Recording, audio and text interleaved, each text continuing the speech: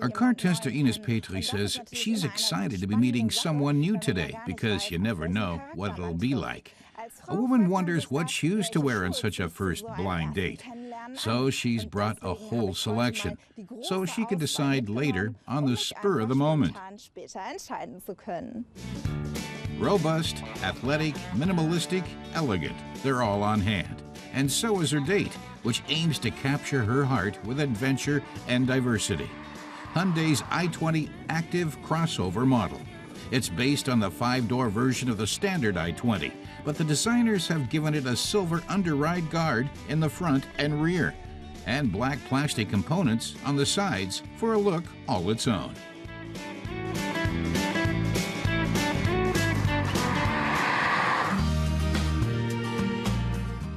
Ines's first impression? She likes what she sees. The engineers have raised the I20 Active's chassis by 2 centimeters. The car's additional components make it 2 centimeters longer as well. Will it live up to its attractive exterior? The roof rails make it possible to carry additional bulky luggage. This is a car for the active life. A dapper gentleman, but also a sportsman.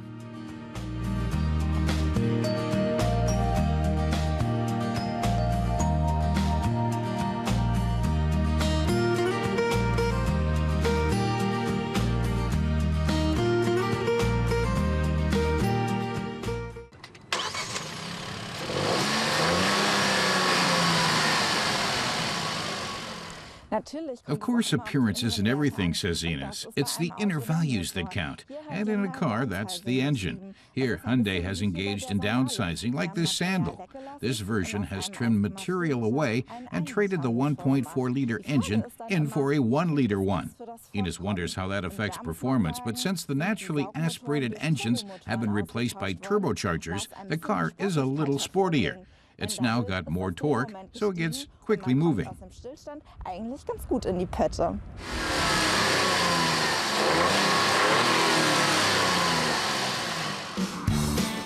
Ines tested the I20 Active with a newly developed 1-liter turbo petrol engine in the lower 74-kilowatt performance level. This engine is supposed to consume just 4.8 liters per 100 kilometers. Its advantage is 172 Newton-meters of torque, available from 1,500 RPM on up. The Hyundai steers very cooperatively, it's agile, and takes every curve well.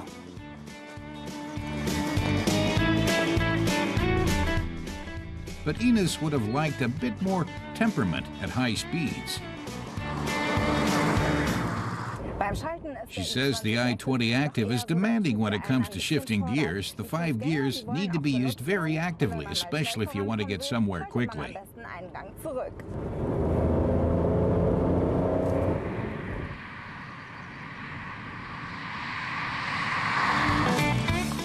Now she'll test the Hyundai off-road.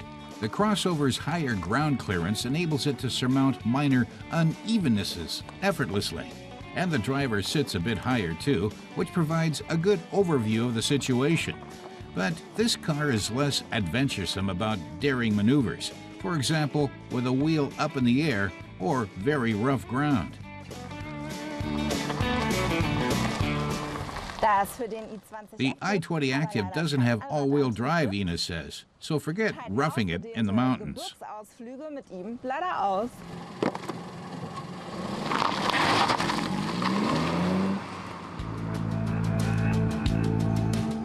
The interior is generously outfitted. The Hyundai has provided the I20 Active with high-quality, durable surfaces. Everything feels good to the touch.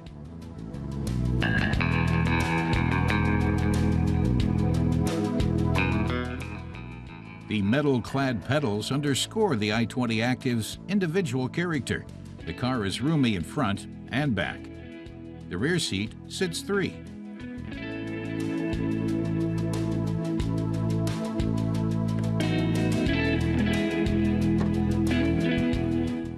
The trunk isn't stingy with space either. Even the glove compartment is large enough to stow Ines's pumps.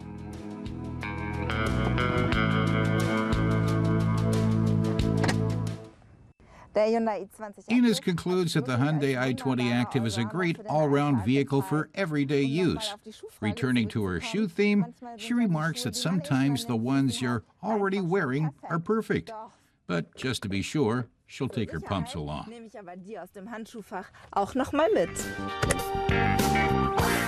After all, with this new acquaintance, you never know what adventure's waiting around the bend.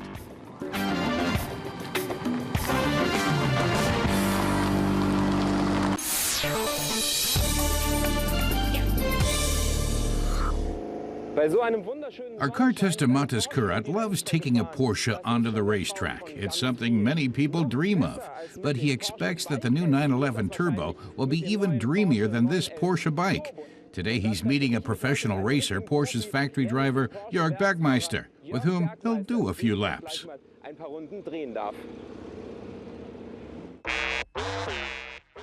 But first, let's take a closer look at the elegant Speedster. We'll be testing the 911 Turbo and the convertible version.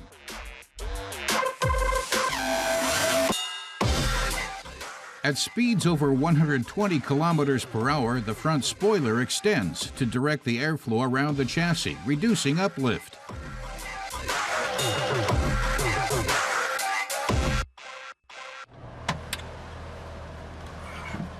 Hi Jörg, grüß dich. Matas and Jörg Bergmeister exchange greetings. Ich hoffe, das bleibt auch so. Das bleibt mit Sicherheit so.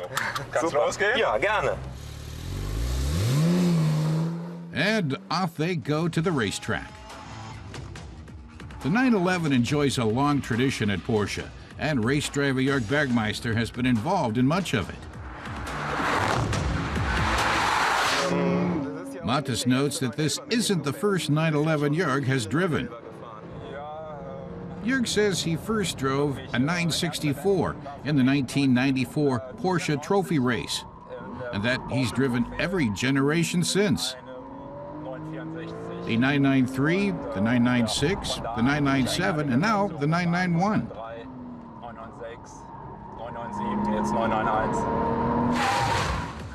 The current version of the 911 Turbo produces 397 kilowatts and 660 Newton meters of torque. That accelerates the car from 0 to 100 kilometers an hour in just 3.1 seconds. Matas asked Jörg, what's special about the 911 Turbo? At the top of Jörg's list is how much fun it is to drive. The 911 Turbo has plenty of power in every situation, lots of torque, and a breathtaking top speed. It's just a lot of fun to drive, whether on a racetrack, the highway, or in city traffic. The car covers an impressive spectrum of situations. Die Bandbreite, die das Auto abdeckt, ist einfach beeindruckend für mich. The changes to the car's appearance are minor, noticeable probably only to dyed-in-the-wool Porsche fans. But the output of the Turbo and the Turbo S is 14 kilowatts or 20 horsepower higher than their predecessors. Matas asked Jörg whether he can feel the increased power of the new 991 when driving. Merkst du das denn deutlich beim Fahren? Ja, es gesteigert. And how, says Jörg, increased torque and more horsepower are definitely noticeable. And the traction is a little better too. He says he can go from 0 to 100 kilometers an hour in 2.9 seconds, specs that can leave you speechless. The roof of the 911 Turbo convertible opens in 13 seconds at speeds up to 50 kilometers an hour. The interior is just as sporty as the exterior. The materials are as high quality as the price implies. A selector on the steering wheel lets the driver choose from 4 driving modes. The switch that opens and closes the roof can be found in the center console.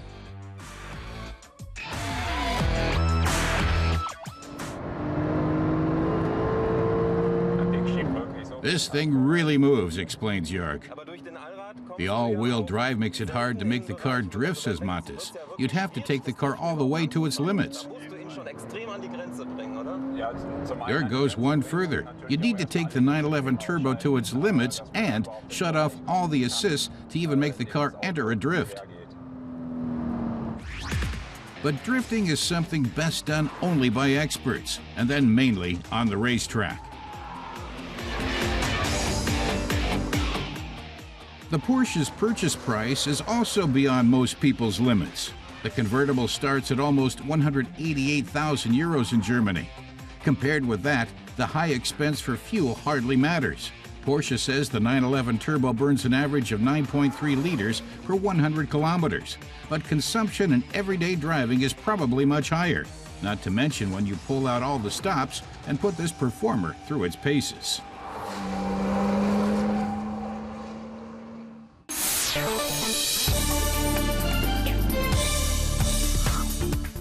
Alfa Romeo is bringing a new version of its Giulia onto the market. It comes with a choice of a turbo diesel with 3 performance levels, from 100 to 132 kilowatts, and a V6 twin-turbo gasoline engine that delivers 375 kilowatts in the top model, the Quadrifoglio. The Italian carmaker offers the Giulia in 3 different trim levels. Prices start at just over 33,000 euros in Germany.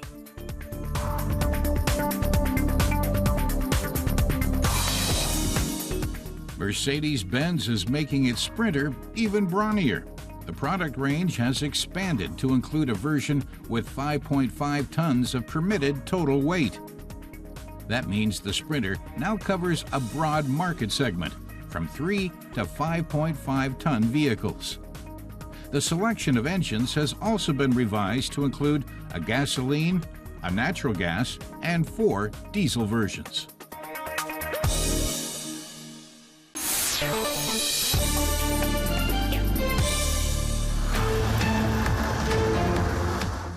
Audi has been building the Q5 since 2008, making it the carmaker's second oldest SUV after the Q7. To keep the 4.6-meter car from showing its age, it already got a facelift in 2012. But that's a while ago now.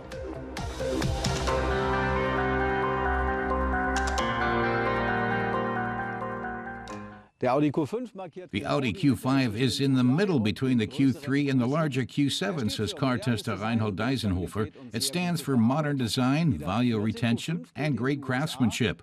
1 out of 4 Q5s is sold in the U.S., so Audi plans to produce the next generation this coming fall in its new factory in Mexico. At the end of a model's life cycle, it's technically mature. Several 100,000 buyers ensure over the years that a model's every weak point is found and eliminated. In the Q5, the push of a button alters the engine's response. If you want fuel efficiency, the 3.0 TDI Quattro delivers it, despite its engine size. According to the EU's NEDC fuel consumption cycle, the most powerful Audi Q5 diesel engine burns just 0.2 of a liter more per 100 kilometers than the 2-liter diesel with all-wheel drive. Our test car's 190 kilowatts give it a top speed of 230 kilometers an hour. The Q5 is tried and true for long trips. Reinhold says the Q5 is quiet, has outstanding seats, and with its adaptive suspension, it can be set for comfort or sportiness. With a maximum cargo load of 480 kilos, plenty of luggage can be loaded, even if every seat is taken. If you have to take even more, the roof rails will transport up to 100 kilograms. The Q5 recognizes the loaded roof rack and automatically sets the electronic stability program for a higher center of gravity. And if the driver likes, he can feel safe playing in the mud with the Q5. Along with the ESP mode for a higher center of gravity, this SUV also has an off-road anti-lock braking system and ESP, especially for unpaved roads. Helpful for off-road driving is also that almost all engine variations of the Q5 are available with Quattro all-wheel drive. The interior's premium craftsmanship hasn't changed over the years. It feels as good as it looks.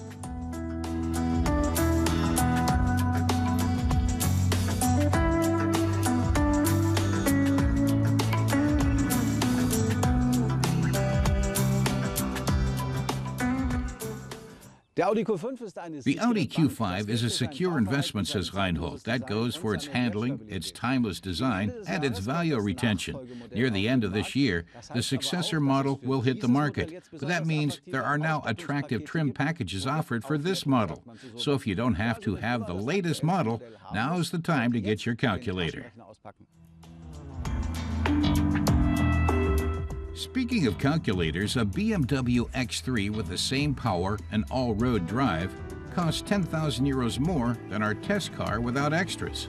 And the Mercedes GLC, which has less power, is still more expensive. But who knows whether Audi can maintain this price advantage in the next model generation.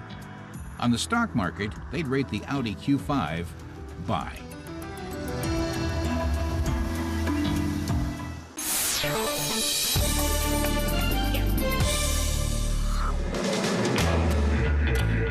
Thousands of visitors flock to the 14th edition of the Tuning World Bodensee Trade Fair on Lake Constance to catch up on the latest trends. This year, the tuning scene seems to be divided into two camps. On the one hand, there's the car customizers looking to buff up older models. And on the other are the new car buyers looking to add some pizzazz to their vehicles. But whatever the reason, Germany's automotive accessories industry is reaping the benefits, with global sales of 4.6 billion euros last year.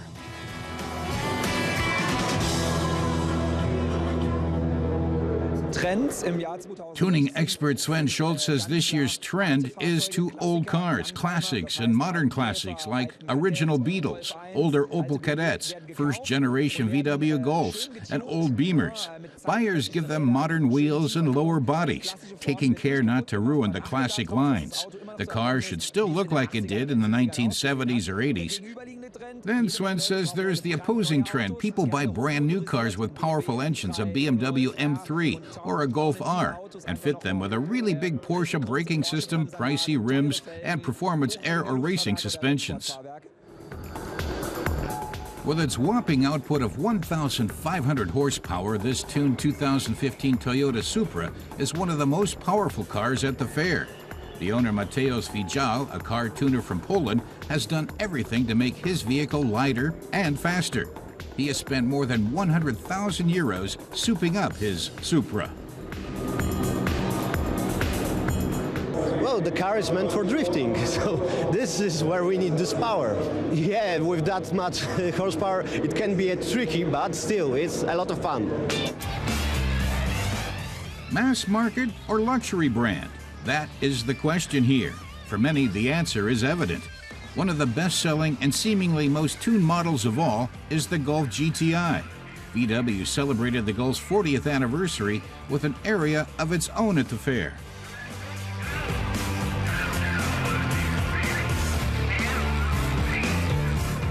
But Sven says some find that too standard and want something special. If they have the cash, folks take a Porsche, Lamborghini, or Nissan GTR and rebuild it. They optimize a new car, straight from the factory, with even better brakes, or tweak its body. That's a fine line to tread. Some manage to make the car even nicer, though there are some faux pas to be aware of. But generally, the camps are divided between volume brands and high-performance vehicles, which are quite popular these days. When it comes to the likes of Porsches, Lamborghinis, or the Mercedes AMG C63S, you might think there's nothing that could be improved upon. This tuner says, to be honest, they're almost perfect when they leave the factory. A new Porsche is already a real pleasure to drive, but people want to individualize their cars and show their own taste. The result is something like this.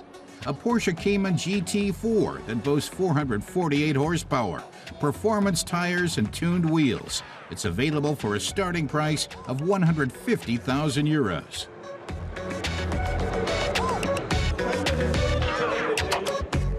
This Lamborghini Aventador Superveloce costs around 350,000 euros.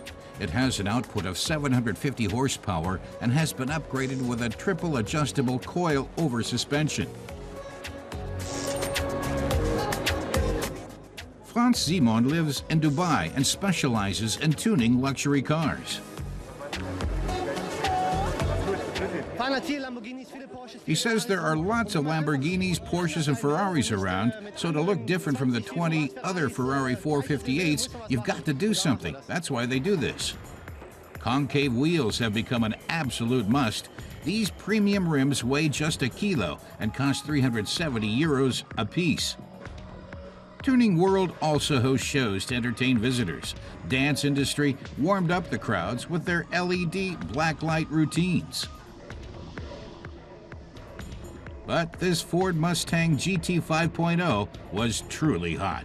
At temperatures of around 30 degrees Celsius, its thermal paint transforms the unassuming car into a real hot rod.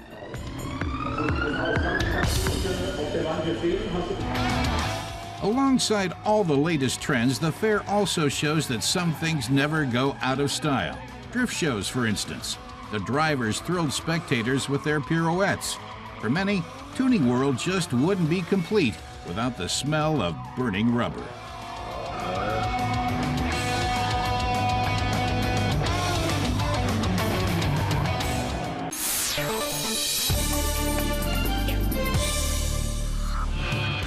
The Ford A Speedster was one of the earliest models in automobile racing. In the 1920s, daredevil men would race around dusty tracks in vehicles like this one. This 1929 model boasts 40 horsepower and can reach speeds of 100 kilometers an hour. At a time when most people were still traveling by horse and carriage, it was revolutionary. But for Klaus Müller, speed is not the primary interest. It's the whole driving experience. He's been a lifelong vintage car enthusiast and has a particular passion for Ford cars from before the Second World War. I spent a long time, he says, trying to trace the old racing cars that were based on the Ford A model, but not produced in Ford factories. I discovered a factory in South America that specialized in these cars. So I went over there and saw that their cars were good and authentic, and the decision was made.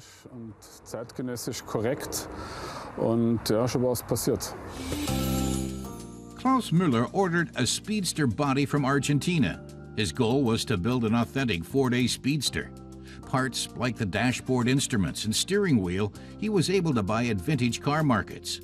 It took hundreds of hours of work, but eventually he was able to fulfill his dream.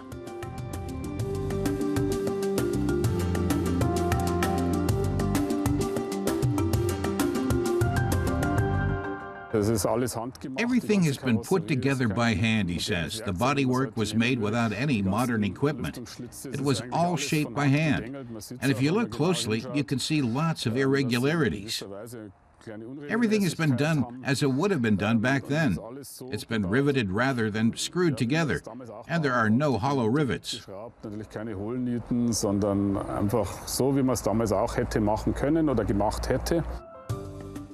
The engine came from an old Ford A from 1929. Klaus Müller gave it a complete overhaul before fitting it into his car.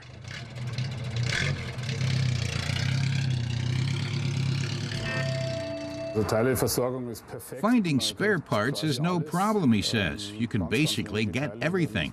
There are a few parts that are no longer produced, but you don't need them anyway. All the parts that wear out, you can buy. And if everything's adjusted correctly, you can do the maintenance yourself. Change the oil, check the spark plugs, minor things like that. Klaus doesn't believe in just admiring his cars in the garage.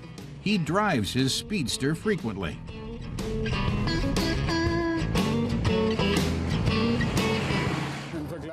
The Speedster is surprisingly normal to drive, he says. It's not so different from modern cars.